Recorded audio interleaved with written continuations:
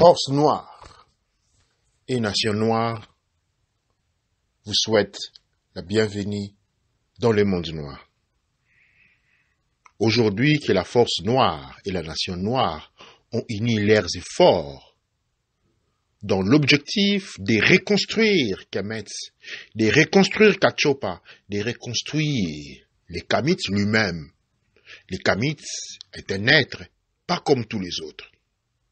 Nous aurons le temps d'en parler largement. Mais aujourd'hui, ma voix s'élève pour honorer certains de nos aînés.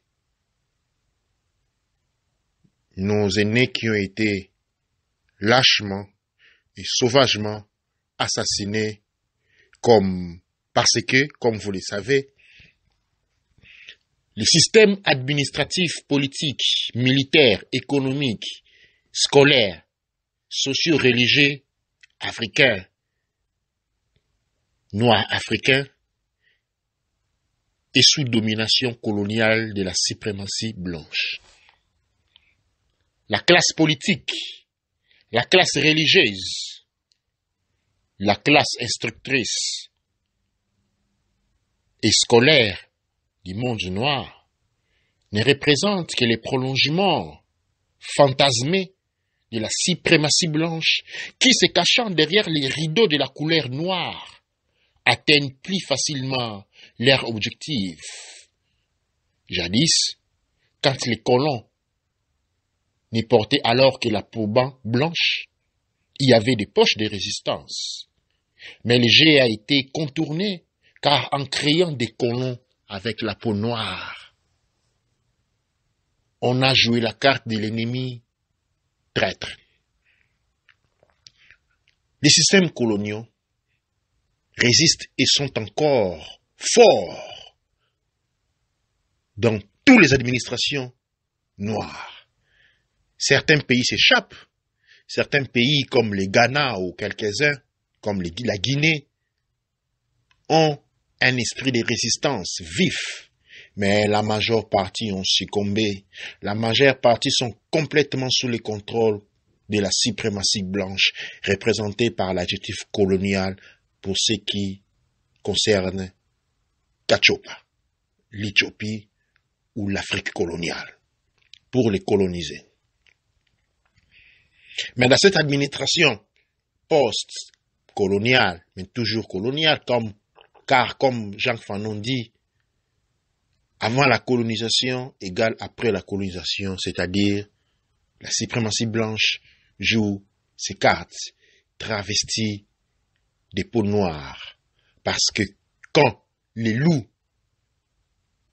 est revêtu des peaux de moutons dans l'étable, c'est la mort qui règne.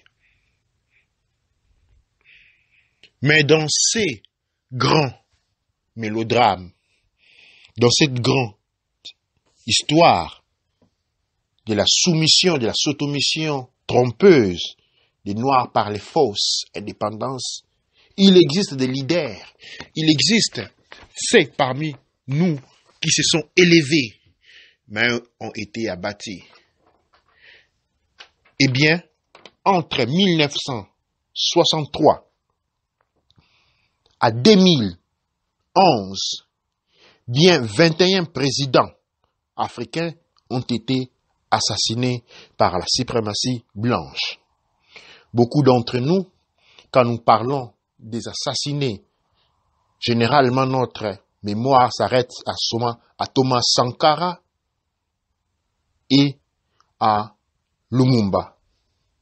Mais aujourd'hui, nous devons nous rendre compte qu'ils sont bien au nombre de 21. La liste est la suivante.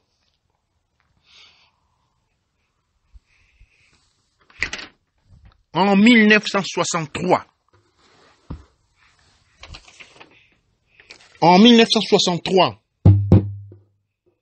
Sylvanus Olympio, président de la République du Togo. En 1966, 3 ans après, John Aguiyi Ironsi, président de la République du Nigeria. En 1969, Abdirachid Ali Sermake, président de la République de Somalie. En 1972, Abeid Amani Karume, président de la République de Zanzibar. En 1975, Richard Bashimandrava, président de la République de Madagascar.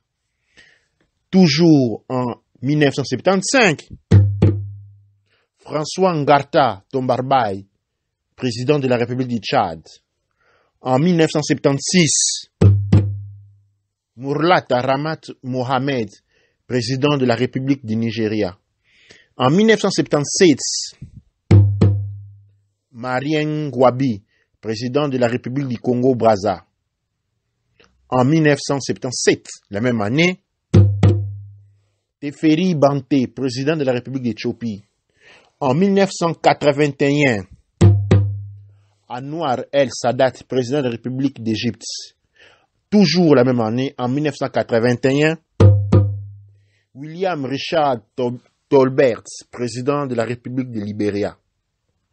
En 1987, Thomas Sankara, président de la République de Burkina Faso. En 1989, Ahmed Abdallah, président de la République des Comores. En 1989, toujours la même année, Samuel Kanyondo, président de la République de Libéria. En 1992, Mohamed Boudiaf, président de la République d'Algérie. En 1993, Melchior Ndayaye, président de la République du Burundi. En 1994, Cyprien Ntaryamira, président de la République du Burundi. En 1994, Juvenal Habyarimana, président de la République du Rwanda. En 1999, Ibrahim Baré Maïnassara, président de la République du Niger. En 2001, Laurent Désiré Kabila, président de la République du Congo-Kinshasa. En 2009,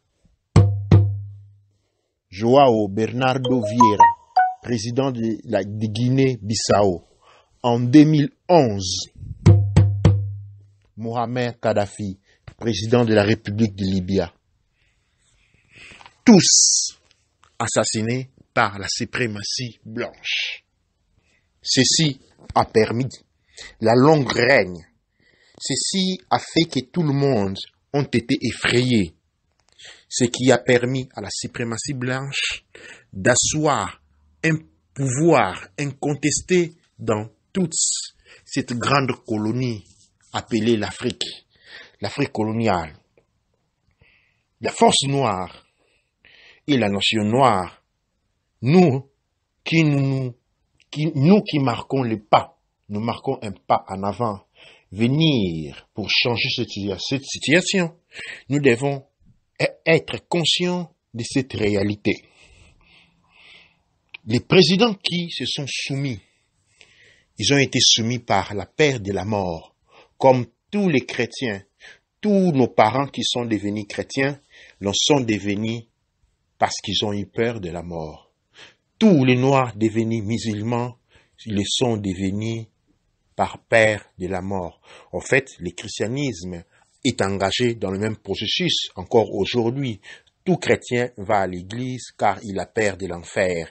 L'enfer est représenté par la mort, donc il a peur de mourir. Le même processus a été utilisé encore et encore et verra encore utilisé si nous ne gardons pas les yeux ouverts.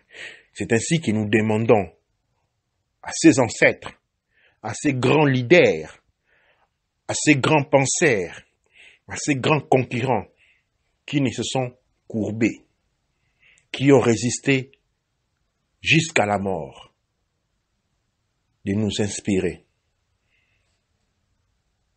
de nous rester proches, de nous guider, de nous montrer la voie, de nous inspirer de nous donner leur force, car nous aurons besoin d'eux.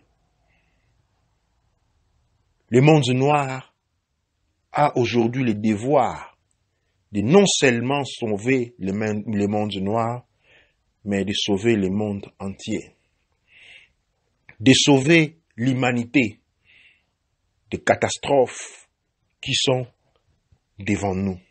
Car nous vivons dans l'âge, nous vivons les moments de grandes catastrophes que beaucoup ignorent ou ne peuvent lire ni comprendre, car ils ont perdu la capacité de la lecture, de la procession des astres, comme une science dans laquelle nos ancêtres ont excellé. Et cette science, cette capacité de voir l'avenir à travers les astres, a permis aux ancêtres d'être les plus grands parmi les nétéros. Je vous remercie.